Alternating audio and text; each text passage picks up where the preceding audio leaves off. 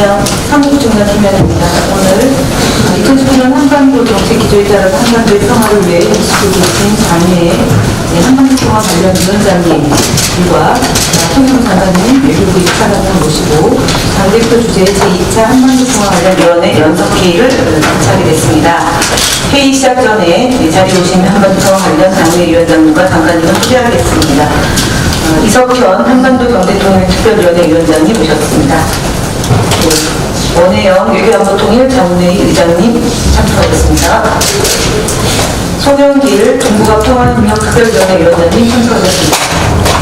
안민석 남북문화체육협력특별위원회 위원장님 모셨습니다.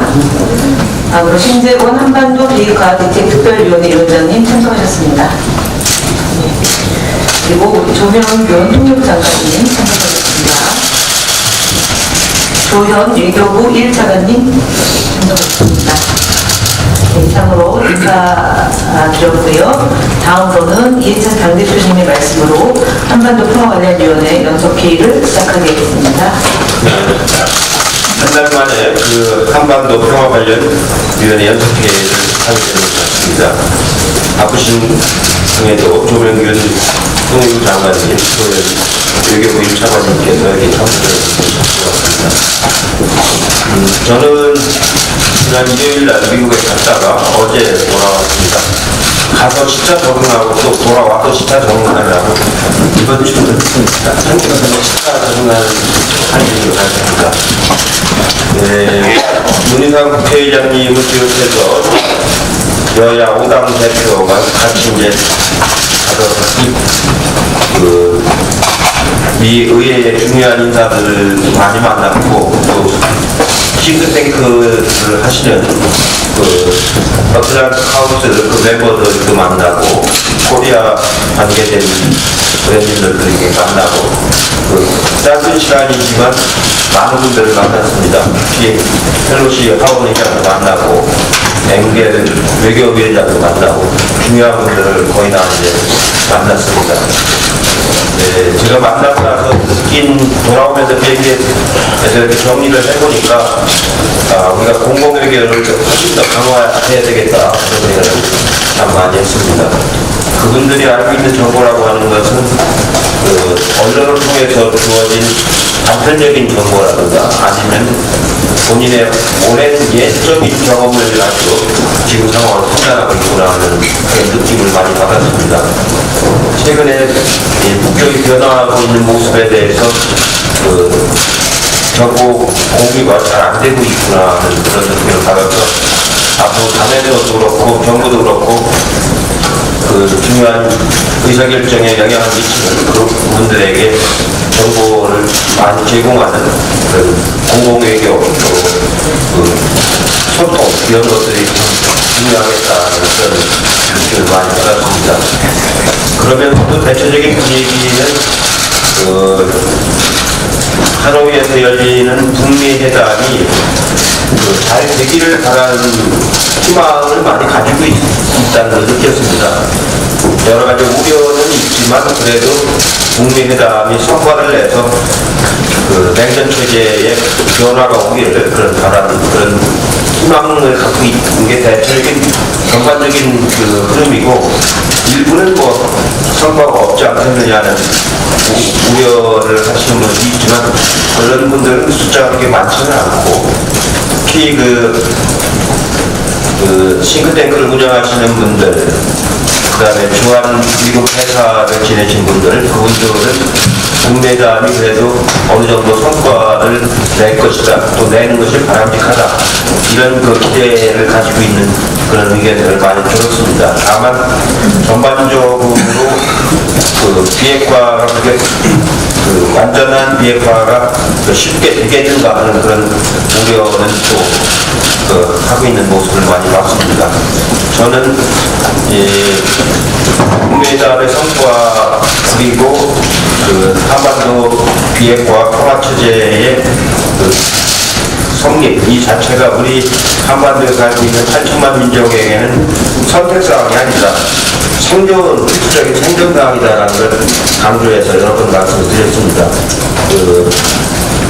우리는 70년 분단 체제로 인해서 많은 부분을 실행을 했기 때문에 이번에야말로 분단 체제를 해소할 수 있는 중요한 성과가 나와야 된다는 걸 강조해서 말씀드렸는데 그 점에 대해서는 이견이 없으시고 그렇게 되기를 그분들도 바란다는 그런 의견을 많이 들었습니다. 아무튼 이제 불과 열흘 남짓밖에 안 남았는데 아마 다음 주 초에는 협상을 하겠다고 비건 특별대표가 이제 말씀을 하셨습니다. 지난번 평양에 가서는 협상이 아니고 자기들의 충분한 입장을 표명하는 그런 회의였는데 다음 주에 열리는 회의에서는 이제 협상을 하겠다. 다만 시간이 많지 않기 때문에 충분한 협상이 되기는 어려워서 정상회담을 하고 나서도 협상은 계속해야 될 것 같다. 그러니까 협상이 이번 한 번으로 끝나는 게 아니고 그 정상회담을 한 뒤에도 계속해서 문제 해결을 위해 협상을 하겠다. 이런 의지를 강력하게 이제 보이는 표현이 상당히 인상이 깊었고 또 여러 가지 사안에 대해서 구체적으로 말씀은 못 드리지만 여러 가지 사안에 대해서 자기의 판단은 이미 나 있다라는 그런 느낌을 받았습니다. 다만 아직도 협상이 이제 진행 중이기 때문에 구체적인 사안에 대해서는 언급하지 않는 것을 양해해달라는 그런 얘기를 들으면서 어느 정도 진도는 나가겠다 그런 느낌을 받았습니다. 서로 간에 그런 입장을 존중하면서도 앞으로 대화를 충분히 더 해야 되겠다. 특히 우리가 생각하는 것도 저는 그렇게 충분한 북에 대한 정보나 이런 걸 갖고 있는 것 같지는 않다라는 느낌을 받았습니다. 그리고 이제 한일 관계에 관해서도 의외로 걱정을 많이 그런 언급들을 강조하는 데 인상을 느낌을 받았습니다. 실제로 어떻게 보면은 박근혜 대통령하고 아베 총리하고 합의한 사안에 대해서 그대로 수용하는 듯한 그런 자세를 가지고 있어서 그게 아니다라는 걸 여러 차례 강조를 했는데 그런 인식에 머물러 있다라고 하는 것이 우리한테는 좀 뭐라고 할까요? 좀 우려스러운 그런 부분입니다. 그래서 그런 부분에 대해서도 우리가 좀 더 충분하게 또 얘기를 해야 되겠다 하는 그런 생각이 들었습니다. 오늘 이렇게 위원장님들 좋은 말씀 가지고 북미회담이 성과를 내면은 그다음부터는 이제 남북 또 정상회담이 이루어질 시기이기 때문에 각 위원회에서 잘 준비해 주시기를 부탁에 말씀을 드리겠습니다. 네, 다음으로 이석천 한반도 경제통일위원회 위원장님의 발언이 되겠습니다.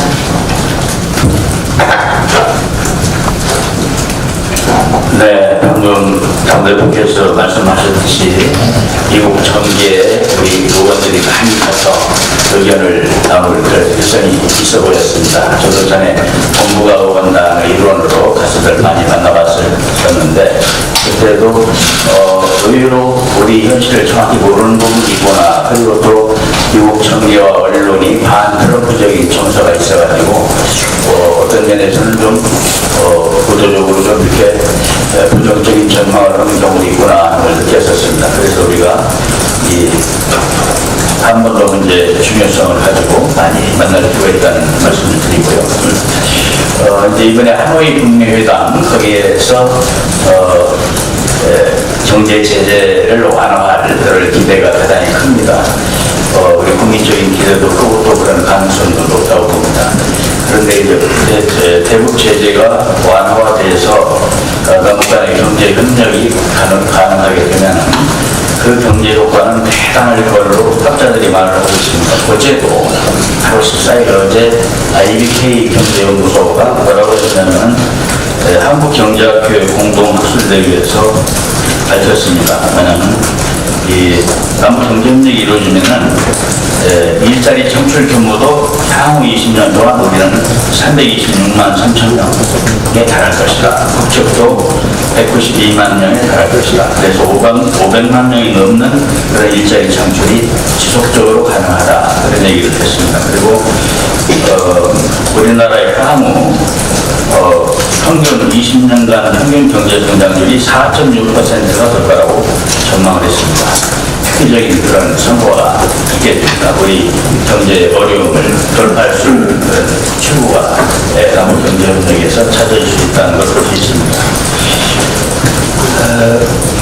우리 한반도 경제통일위원회는 이러한 2차 북미 정상회담을 기점으로 해서 앞으로 정부 핵심 관계자하고 상시 소통을 하고 또 접경 지역을 중심으로 한 지자체와의 협력을 강화해 나갈 겁니다.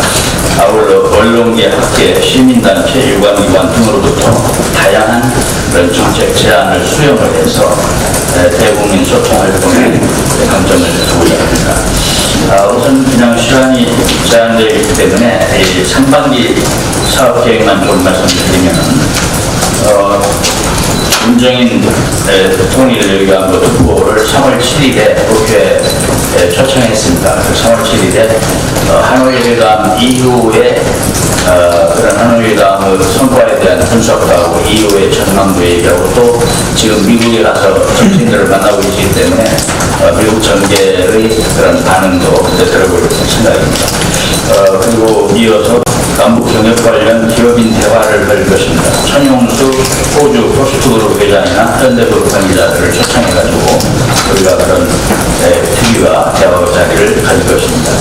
그리고 접경지역 시장 군수 협의회, 또 지역위원장 간담회 등을 가질 것입니다. 접경지역의 경제 활성화를 어떻게 하면 이룰 수가 있겠나 하는 것이 대단히 중요한 부분이기 때문에 좀 구체적인 접근을 해나가고자 합니다. 아울러서 우리 통일부 장관 저기 나와 계십니다만 또 우리가 초청해서 앞으로 2차 북미 정상회담 이후에 남북 협력 진행 상황에 대해서 좀 더 향후와 전망을 들어보려고 합니다. 이상입니다. 예, 감사합니다. 다음으로 원혜영 외교안보 통일 자문회의 의장님의 말씀 드리겠습니다. 우리 당의 외교안보 통일자문회의는 지난달 28일 제2차 자문회의, 2019년도 제2차 자문회의를 가진 바 있습니다.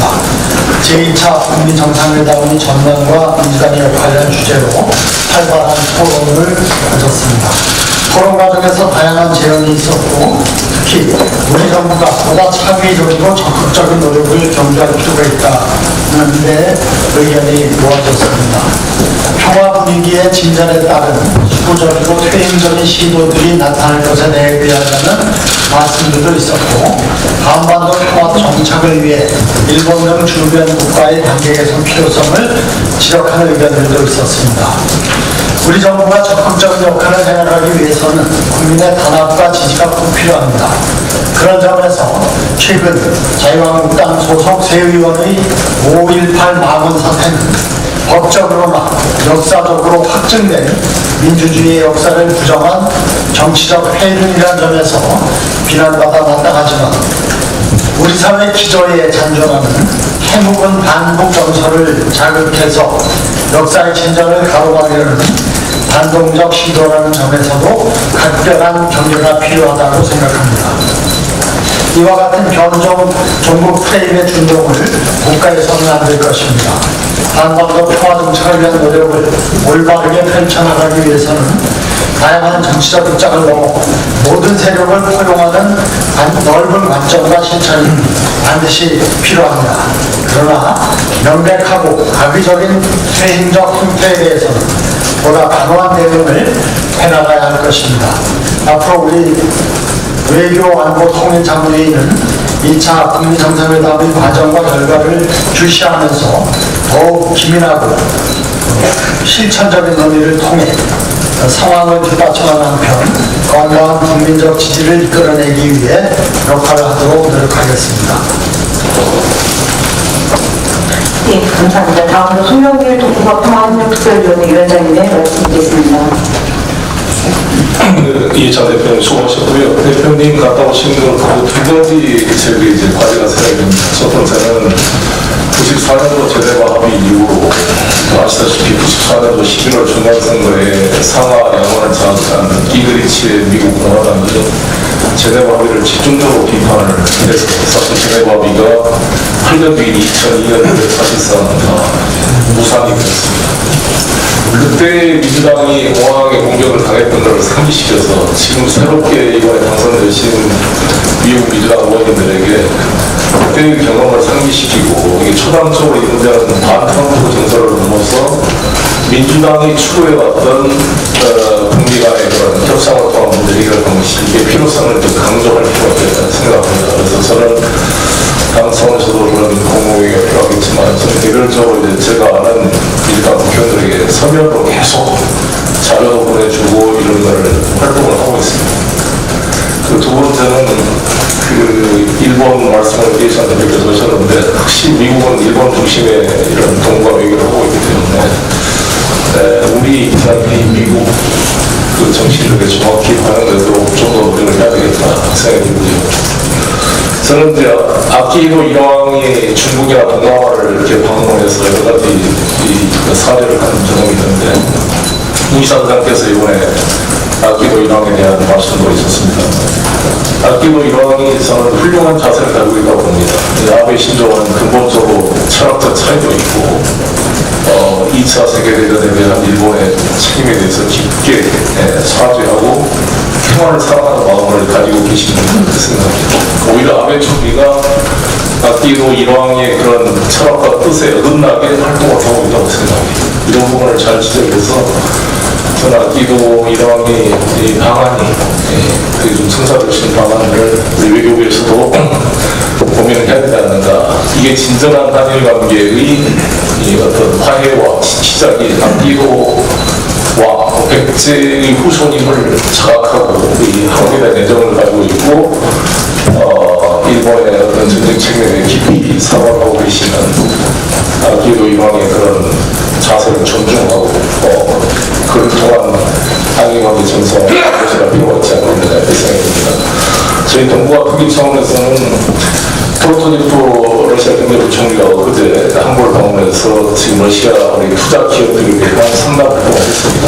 그래서 제가 이번에 대통령 기소 북방경제위원회 특별 고문으로 위촉을 받았습니다. 저희 북방경제위원회를 제가 활동했던 초대위원장 활동이기 때문에 같이 협력을 해서 중국의 발개위하고 러시아의 프로토니프 극동반구 경제부총리와 우리 북방이 저희 동북아 특위랑 같이 협력을 해서 이 3자 간의 이 극동북의 통과과 낮은 화산 프로젝트를 연결시키는 그런 작업을 계속 추진해 계획을 가지고 있고 저희가 그때 발표했던 북한 경제적 방문 등은 계속 북미 정상회담 시위를 보고 좀 추진하고 있다는 부분 말씀을 드리겠습니다.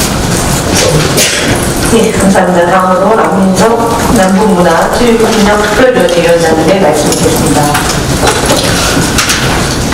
예, 저희 위원회는 지난 1월 22일 급격히 변화하는 한반도 정세에 비추어서 이제 올해 남북 문화체육 관광을 전망하는 그런 특이 토론회를 가지고 가는 말씀을 드리겠습니다. 지금 스위스에는 남북 대표단이 2032 공동올림픽 유치 의사를 함께 밝히기 위해서 스위스 아유시 본부에서 방어 견적을 좀 나눴습니다. 32년 남북 공동올림픽은 단순한 스포츠 재전을 넘어서 남북의 문화적 통일로 가는 획기적인 사건이 될 것입니다. 목표는 2021년 유치를 한다는 그런 목표를 지금 남북이 하면서 지금 좀 지고 있는데 제2특위에서도 정부 관련 부처, 서울시가 확정됐기 때문에 서울시, 또 북한 이런 의견들을 더 모아서 21년 유치 결정이 이루어질 수 있도록 올해 열심히 역할을 하도록 하겠습니다. 마찬가지로 또 하나의 지난 9월에 남북 정상이 합의한 문화재 통일로 가는 중요한 모멘텀이 될 수 있는 태봉구 철원도성 부분 관련 문제입니다. 지난 9월 합의 이후에 아직 별 진전이 없습니다. 이것은 문화재청 그리고 통일부, 국방부가 함께 협력을 해야 될 사안인데 먼저 지뢰 제거를 해야 합니다. 지뢰 제거 걸리는 시간이 2년에서 3년 정도 소요되고요. 전체 복원 기간은 지금 목표를 희망한데 올림픽이 개최되는 32년 그 해에 태봉구 천원도성을 함께 복원을 해서 32년에 올림픽과 태봉구 천원도성의 복원을 통해서 문화적 통일을 30년까지 이루어나간다는 그런 큰 그림 안에서 태봉구 천원도성 복원을 시작할 것이고요. 문화재청에서 이제 통일부에게 실무적인 협의를 시작한 걸로 알고 있습니다. 그래서 통일부에서 지뢰제거 요청을 국방부에 하시면 국방부가 즉각적으로 지뢰제거를 시작하겠다는 그런 의지를 받고 있으니까 장관님 계시니까 좀 챙겨주셔서 이 일이 올 봄 안으로 가시적인 진전이 있을 수 있도록 그렇게 노력을 바라겠습니다. 이후에 다음 주에는 DMZ 관광 활성화를 위한 토론회를 저희 특기와 MBN이 함께 개최한다는 보고 말씀을 드리겠습니다. 그리고 3월에 북한의 미술 작품을 국회에 전시하는 일도 저를 추진하는 보고를 드리겠습니다.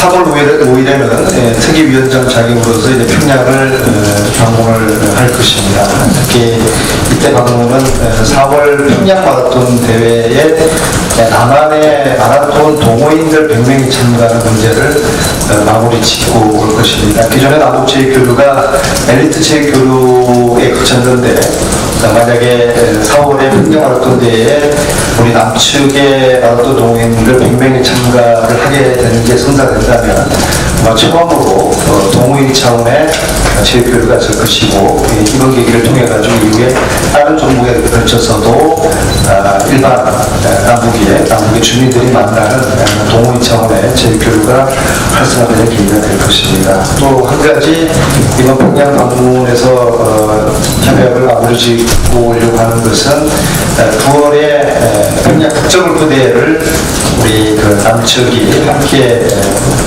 주최하는 것입니다.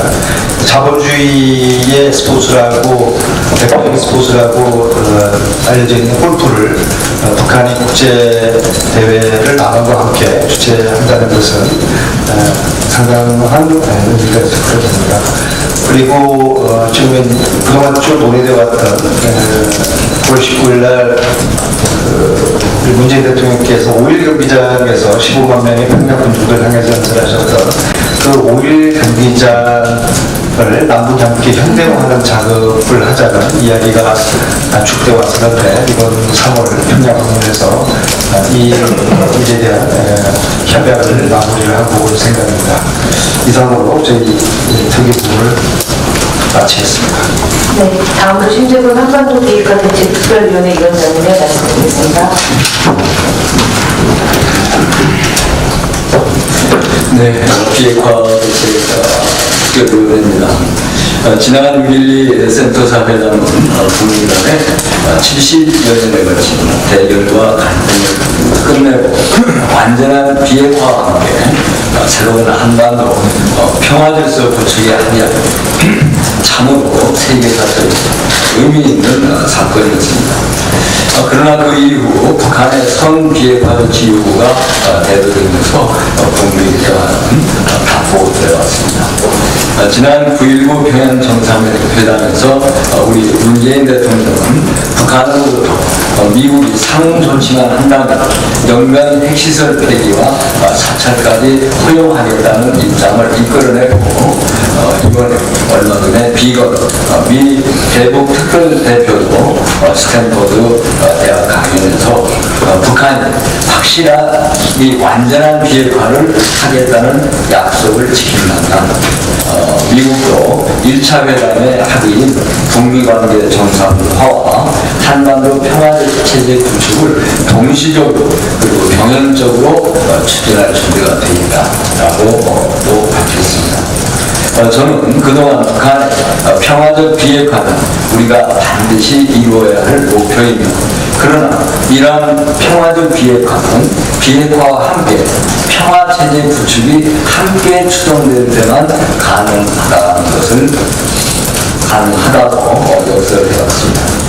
평화체제 구축에는 적대관계 해소가 필수이고 또 적대관계 해소를 위해서는 당연히 비핵화 진척에 따른 제재 완화 또는 해제가 함께 이루어져야 한다는 것도 지적해왔습니다. 북한은 그동안 다양한 기회에 비핵화 의지를 분명히 하면서 상응 조치로 제재 완화 또는 해제를 요구해왔습니다. 올 1월 1일 신년사에서 김정은 위원장은 금강산 관광 재개와 개성공단 재개를 명시적으로 요구하기로 했습니다. 이번 2차 북미 정상회담은 한반도 비핵화와 평화체제 구축을 위한 그야말로 절호의 기회라고 생각합니다. 그리고 이 기회를 살리는 핵심은 북한의 비핵화 단계에 상응하는 일정한 제재 완화라고 봅니다. 미국이 북한의 비핵화 정도에 따라 상응하는 제재 완화에 나설 때 이 기회를 살릴 수 있다고 생각합니다. 남북관계 개선과 발전은 그 자체로서 북한의 비핵화를 추동합니다. 따라서 제재에서 남북관계가 예외되도록 우선적으로 금강산 관광 제재와 개성공단 재가 등을 UN 국제사회가 허용해줄 것도 촉구합니다. 이상입니다. 네, 감사합니다. 다음으로 조명균 총리장관님. 잠깐만, 아까 정부에서 말씀하기 전에 아까 제가 말을 실수를 한 것이 하나 있어요. 뭐냐면